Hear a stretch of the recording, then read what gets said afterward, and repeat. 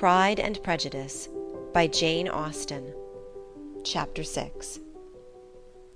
The ladies of Longbourn soon waited on those of Netherfield. The visit was soon returned in due form. Miss Bennet's pleasing manners grew on the good will of Mrs. Hurst and Miss Bingley, and though the mother was found to be intolerable, and the younger sisters not worth speaking to, a wish of being better acquainted with them was expressed towards the two eldest. By Jane this attention was received with the greatest pleasure, but Elizabeth still saw superciliousness in their treatment of everybody, hardly excepting even her sister, and could not like them; though their kindness to Jane, such as it was, had a value as arising in all probability from the influence of their brother's admiration. It was generally evident, whenever they met, that he did admire her, and to her it was equally evident that Jane was yielding to the preference which she had begun to entertain for him from the first, and was in a way to be very much in love.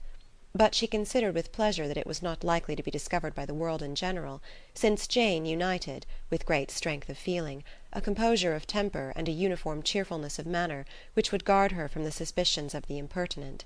She mentioned this to her friend Miss Lucas.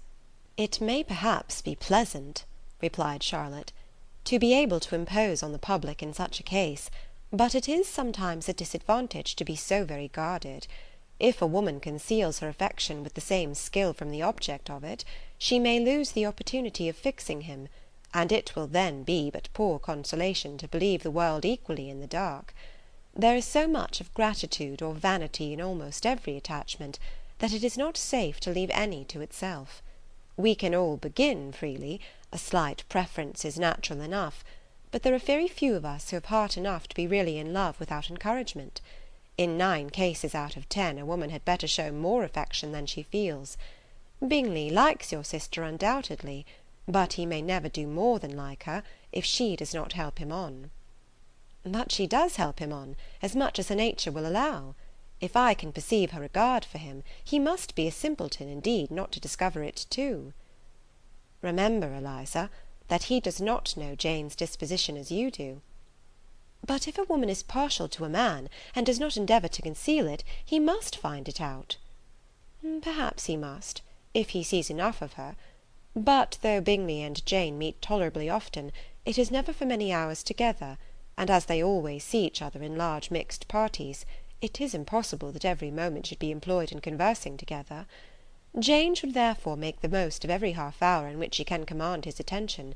When she is secure of him, there will be more leisure for falling in love as much as she chooses."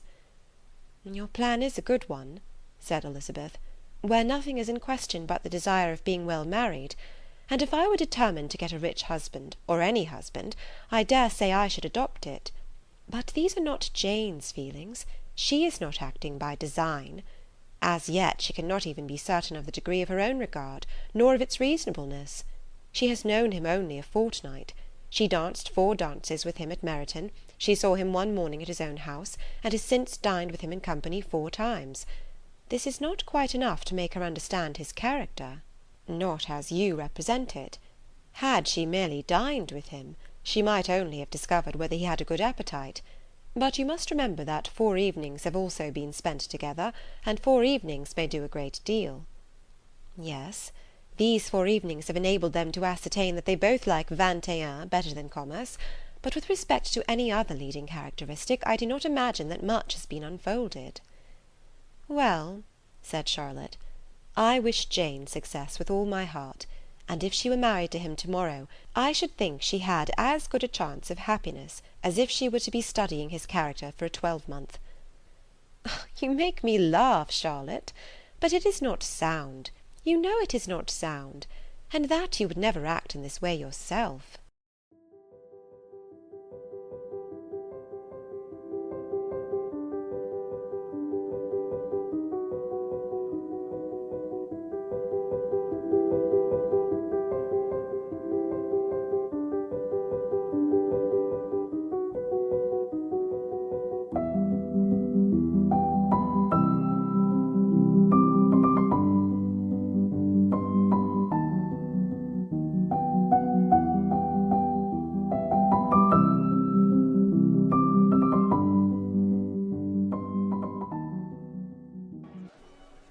Occupied in observing Mr. Bingley's attentions to her sister, Elizabeth was far from suspecting that she was herself becoming an object of some interest in the eyes of his friend. Mr. Darcy had at first scarcely allowed her to be pretty. He had looked at her without admiration at the ball, and when they next met, he looked at her only to criticise. But no sooner had he made it clear to himself and his friends that she hardly had a good feature in her face, than he began to find it was rendered uncommonly intelligent by the beautiful expression of her dark eyes. To this discovery succeeded some others equally mortifying. Though he had detected with a critical eye more than one failure of perfect symmetry in her form, he was forced to acknowledge her figure to be light and pleasing, and in spite of his asserting that her manners were not those of the fashionable world, he was caught by their easy playfulness. Of this she was perfectly unaware. To her he was only the man who made himself agreeable nowhere, and who had not thought her handsome enough to dance with. He began to wish to know more of her, and as a step towards conversing with her himself, attended to her conversation with others. His doing so drew her notice. It was at Sir William Lucas's, where a large party were assembled. "What does Mr. Darcy mean," said she to Charlotte, "by listening to my conversation with Colonel Forster?" "That is a question which only Mr. Darcy can answer." "But if he does it any more, I shall certainly let him know that I see what he is about. He has a very satirical eye, and if I do not begin by being impertinent myself, I shall soon grow afraid of him." On his approaching them soon afterwards, though without seeming to have any intention of speaking, Miss Lucas defied her friend to mention such a subject to him, which immediately provoking Elizabeth to do it, she turned to him and said, "Did you not think, Mr. Darcy, that I expressed myself uncommonly well just now, when I was teasing Colonel Forster to give us all a ball at Meryton?" "With great energy. But it is always a subject which makes a lady energetic." "You are severe on us." "It will be her turn soon to be teased," said Miss Lucas. "I am going to open the instrument, Eliza, and you know what follows." "You are a very strange creature by way of a friend, always wanting me to play and sing before anybody and everybody. If my vanity had taken a musical turn, you would have been invaluable. But as it is, I would really rather not sit down before those who must be in the habit of hearing the very best performers." On Miss Lucas's persevering, however, she added, "Very well, if it must be so, it must." And gravely glancing at Mr. Darcy, "There is a fine old saying, which everybody here is of course familiar with, 'Keep your breath to cool your porridge,' and I shall keep mine to swell my song."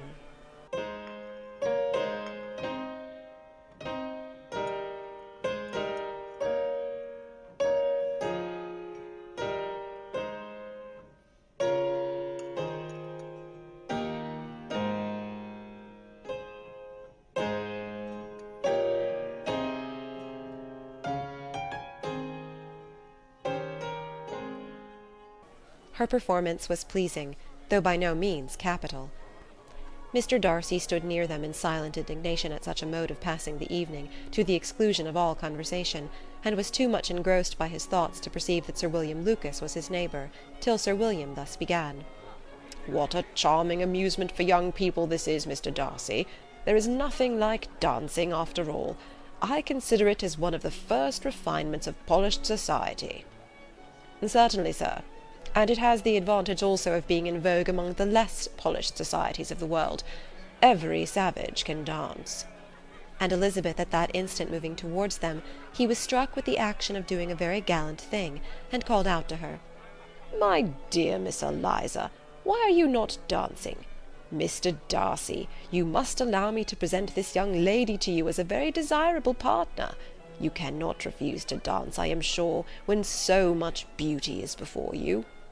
And taking her hand, he would have given it to Mr. Darcy, who, though extremely surprised, was not unwilling to receive it, when she instantly drew back, and said with some discomposure to Sir William, "Indeed, sir, I have not the least intention of dancing. I entreat you not to suppose that I moved this way in order to beg for a partner." Mr. Darcy, with grave propriety, requested to be allowed the honour of her hand, but in vain. Elizabeth was determined, nor did Sir William at all shake her purpose by his attempt at persuasion. "You excelled so much in the dance, Miss Eliza, that it is cruel to deny me the happiness of seeing you, and though this gentleman dislikes the amusement in general, he can have no objection, I am sure, to oblige us for 1/2 hour." "Mr. Darcy is all politeness," said Elizabeth, smiling. "He is, indeed, but considering the inducement, my dear Miss Eliza, we cannot wonder at his complaisance, for who would object to such a partner?" Elizabeth looked archly, and turned away. Her resistance had not injured her with the gentleman, and he was thinking of her with some complacency, when thus accosted by Miss Bingley. "I can guess the subject of your reverie." "I should imagine not." "You are considering how insupportable it would be to pass many evenings in this manner, in such society, and indeed I am quite of your opinion. I was never more annoyed.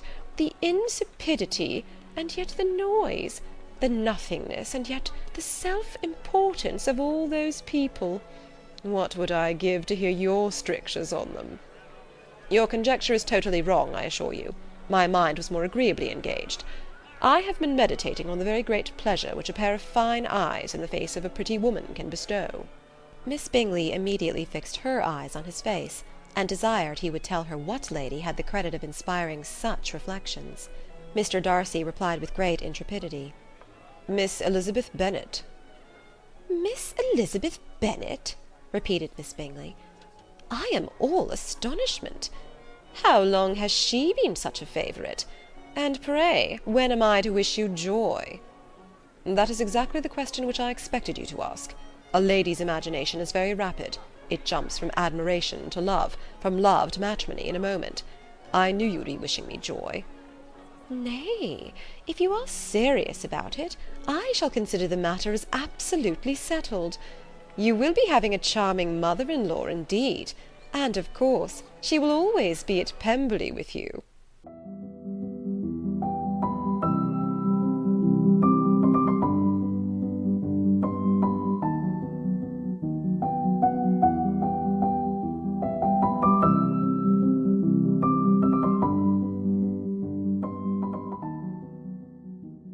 Chapter 7. Mr. Bennet's property consisted almost entirely in an estate of 2,000 a year, which, unfortunately for his daughters, was entailed, in default of heirs male, on a distant relation, and their mother's fortune, though ample for her situation in life, could but ill supply the deficiency of his. Her father had been an attorney in Meryton, and had left her £4,000. She had a sister married to a Mr. Phillips, who had been a clerk to their father and succeeded him in the business, and a brother settled in London in a respectable line of trade. The village of Longbourn was only 1 mile from Meryton, a most convenient distance for the young ladies, who were usually tempted thither 3 or 4 times a week, to pay their duty to their aunt, and to a milliner's shop just over the way. Their visits to Mrs. Phillips were now productive of the most interesting intelligence. Every day added something to their knowledge of the officers' names and connections. After listening one morning to their effusions on this subject, Mr. Bennet coolly observed, "From all that I can collect by your manner of talking, you must be 2 of the silliest girls in the country. I have suspected it some time, but I am now convinced." Catherine was disconcerted, and made no answer. But Lydia, with perfect indifference, continued to express her admiration of Captain Carter, and her hope of seeing him in the course of the day, as he was going the next morning to London. "Mamma," cried Lydia, "my aunt says that Colonel Forster and Captain Carter do not go so often to Miss Watson's as they did when they first came. She sees them now very often standing in Clark's library." Mrs. Bennet was prevented replying by the entrance of the footman with a note for Miss Bennet. It came from Netherfield, and the servant waited for an answer. Mrs. Bennet's eyes sparkled with pleasure, and she was eagerly calling out while her daughter read. "Well, Jane, who is it from? What is it about? What does he say? Well, Jane, make haste and tell us. Make haste, my love." "It is from Miss Bingley," said Jane, and then read it aloud. "My dear friend, if you are not so compassionate as to dine to-day with Louisa and me, we shall be in danger of hating each other for the rest of our lives, for a whole day's tete-a-tete between 2 women can never end without a quarrel. Come as soon as you can on receipt of this. My brother and the gentlemen are to dine with the officers. Yours ever, Caroline Bingley." "With the officers?" cried Lydia. "I wonder my aunt did not tell us of that." "Dining out," said Mrs. Bennet. "That is very unlucky." "Can I have the carriage?" said Jane. "No, my dear, you had better go on horseback, because it seems likely to rain, and then you must stay all night." "That would be a good scheme," said Elizabeth, "if you were sure that they would not offer to send her home." "Oh, but the gentlemen will have Mr. Bingley's chaise to go to Meryton, and the Hursts have no horses to theirs." "I had much rather go in the coach." "But, my dear, your father cannot spare the horses, I am sure. They are wanted in the farm, Mr. Bennet, are they not?" "They are wanted in the farm much oftener than I can get them." "But if you have got them to-day," said Elizabeth, "my mother's purpose will be answered." She did at last extort from her father an acknowledgment that the horses were engaged. Jane was therefore obliged to go on horseback, and her mother attended her to the door with many cheerful prognostics of a bad day.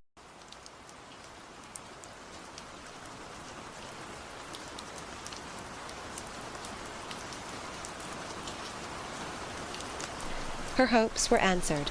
Jane had not been gone long before it rained hard.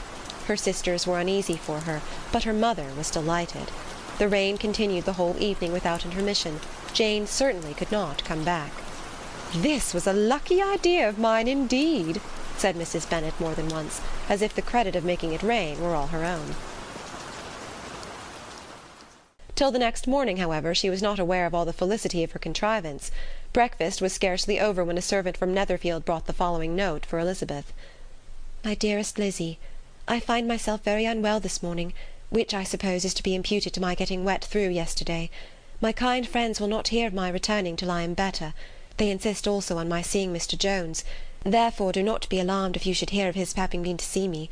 And excepting a sore throat and headache, there is not much the matter with me. Yours, etc." "Well, my dear," said Mr. Bennet, when Elizabeth had read the note aloud, "if your daughter should have a dangerous fit of illness, if she should die, it would be a comfort to know that it was all in pursuit of Mr. Bingley, and under your orders." "Oh, I am not afraid of her dying. People do not die of little trifling colds.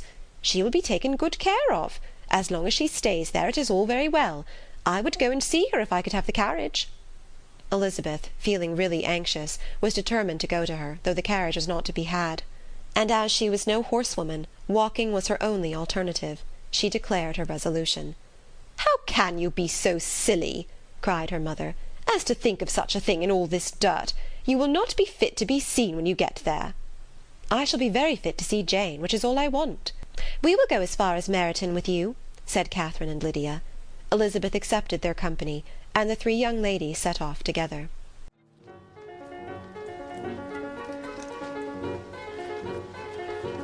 "If we make haste," said Lydia as they walked along, "perhaps we may see something of Captain Carter before he goes." In Meryton they parted. The two youngest repaired to the lodgings of one of the officers' wives, and Elizabeth continued her walk alone, crossing field after field at a quick pace, jumping over stiles and springing over puddles with impatient activity, and finding herself at last within view of the house, with weary ankles, dirty stockings, and a face glowing with the warmth of exercise. She was shown into the breakfast parlour, where all but Jane were assembled, and where her appearance created a great deal of surprise.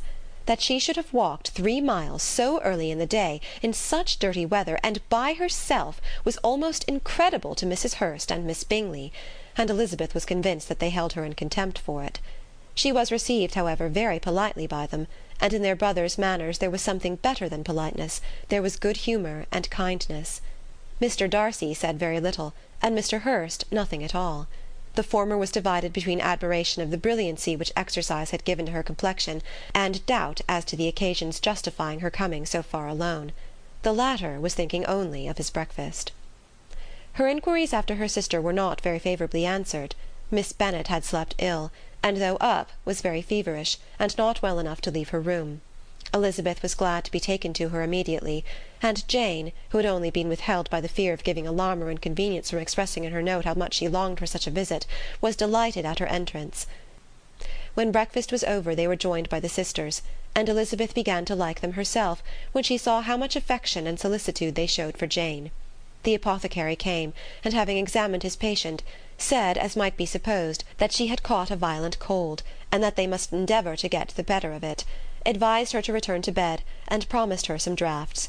The advice was followed readily, for the feverish symptoms increased, and her head ached acutely. Elizabeth did not quit her room for a moment, nor were the other ladies often absent. The gentlemen being out, they had, in fact, nothing to do elsewhere. When the clock struck 3, Elizabeth felt that she must go, and very unwillingly said so. Miss Bingley offered her the carriage, and she only wanted a little pressing to accept it, when Jane testified such concern in parting with her that Miss Bingley was obliged to convert the offer of the chaise to an invitation to remain at Netherfield for the present. Elizabeth most thankfully consented, and a servant was dispatched to Longbourn to acquaint the family with her stay, and bring back a supply of clothes.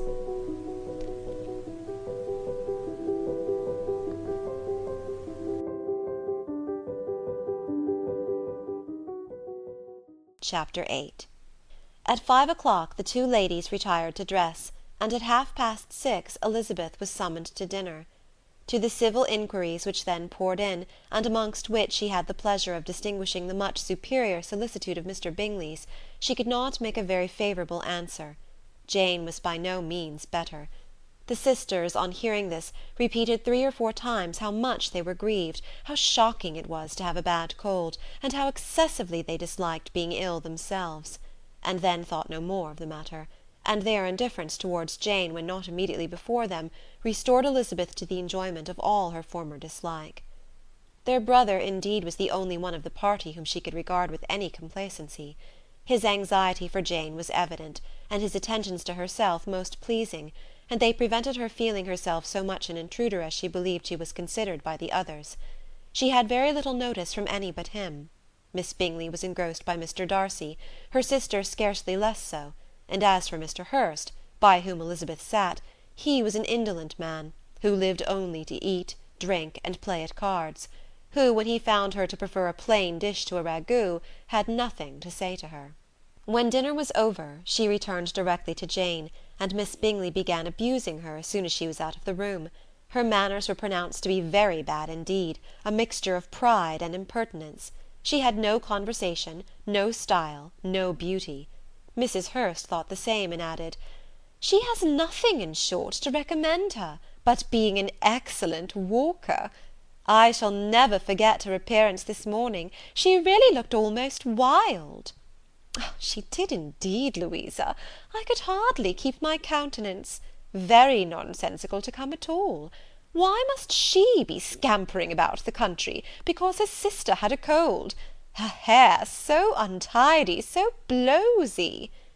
Oh, yes, and her petticoat. I hope you saw her petticoat. 6 inches deep in mud, I am absolutely certain, and the gown which had been let down to hide it not doing its office."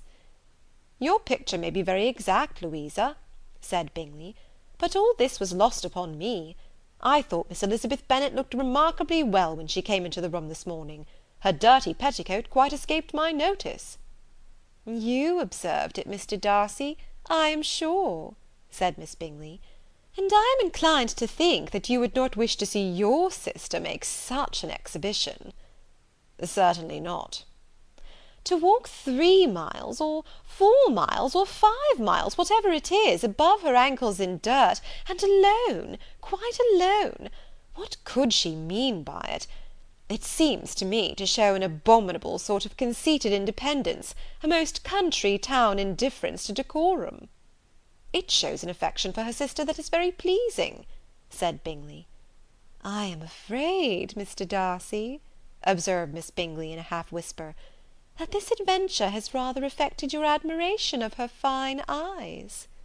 "Not at all," he replied. "They were brightened by the exercise." A short pause followed this speech, and Mrs. Hurst began again. "I have an excessive regard for Miss Jane Bennet. She is really a very sweet girl, and I wish with all my heart she were well settled. But with such a father and mother, and such low connections, I am afraid there is no chance of it." "I think I have heard you say that their uncle is an attorney on Meryton." "Yes, and they have another, who lives somewhere near Cheapside." "That is capital," added her sister, and they both laughed heartily. "If they had uncles enough to fill all Cheapside," cried Bingley, "it would not make them one jot less agreeable." "But it must very materially lessen their chances of marrying men of any consideration in the world," replied Darcy. To this speech Bingley made no answer, but his sisters gave it their hearty assent, and indulged their mirth for some time at the expense of their dear friend's vulgar relations. With a renewal of tenderness, however, they returned to her room on leaving the dining-parlour, and sat with her till summoned to coffee. She was still very poorly, and Elizabeth would not quit her at all, till late in the evening, when she had the comfort of seeing her asleep, and when it seemed to her rather right than pleasant that she should go downstairs herself.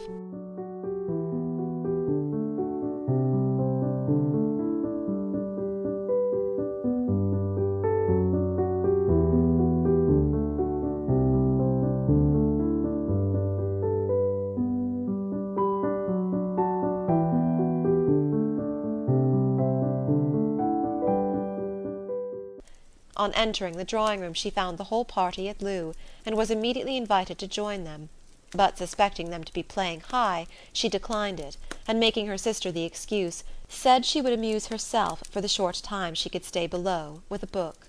Mr. Hurst looked at her with astonishment. "Do you prefer reading to cards?" said he. "That is rather singular." "Miss Eliza Bennet," said Miss Bingley, "despises cards. She is a great reader, and has no pleasure in anything else." "I deserve neither such praise nor such censure," cried Elizabeth. "I am not a great reader, and I have pleasure in many things." "In nursing your sister I am sure you have pleasure," said Bingley, "and I hope it will soon be increased by seeing her quite well." Elizabeth was so much caught with what passed as to leave her very little attention for her book, and soon laying it wholly aside, she drew near the card-table, and stationed herself between Mr. Bingley and his eldest sister, to observe the game. "Is Miss Darcy much grown since the spring?" said Miss Bingley. "Will she be as tall as I am?" "I think she will. She is now about Miss Elizabeth Bennet's height, or rather taller."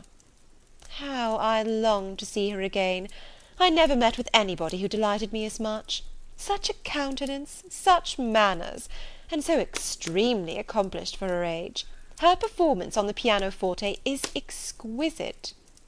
"It is amazing to me," said Bingley, "how young ladies can have patience to be so very accomplished as they all are." "All young ladies accomplished! My dear Charles, what do you mean?" "Yes, all of them, I think. They all paint tables, cover screens, and net purses. I scarcely know any one who cannot do all this, and I am sure I never heard a young lady spoken of for the first time without being informed that she was very accomplished." "Your list of the common extent of accomplishments," said Darcy, "has too much truth. The word is applied to many a woman who deserves it no otherwise than by netting a purse or covering a screen. But I am very far from agreeing with you in your estimation of ladies in general. I cannot boast of knowing more than half a dozen in the whole range of my acquaintance that are really accomplished." "Nor I am sure," said Miss Bingley. "Then," observed Elizabeth, "you must comprehend a great deal in your idea of an accomplished woman." "Yes, I do comprehend a great deal in it." "Oh, certainly," cried his faithful assistant. "No one can really be esteemed accomplished who does not greatly surpass what is usually met with. A woman must have a thorough knowledge of music, singing, drawing, dancing, and the modern languages, to deserve the word; and besides all this, she must possess a certain something in her air and manner of walking, the tone of her voice, her address and expressions, or the word will be but half deserved." "All this she must possess," added Darcy, "and to all this she must yet add something more substantial, in the improvement of her mind by extensive reading." "I am no longer surprised at your knowing only 6 accomplished women. I rather wonder now at your knowing any." "Are you so severe upon your own sex to doubt the possibility of all this?" "I never saw such a woman. I never saw such capacity, and taste, and application, and elegance, as you describe united." Mrs. Hurst and Miss Bingley both cried out against the injustice of her implied doubt, and were both protesting that they knew many women who answered this description, when Mr. Hurst called them to order, with bitter complaints of their inattention to what was going forward. As all conversation was thereby at an end, Elizabeth soon afterwards left the room.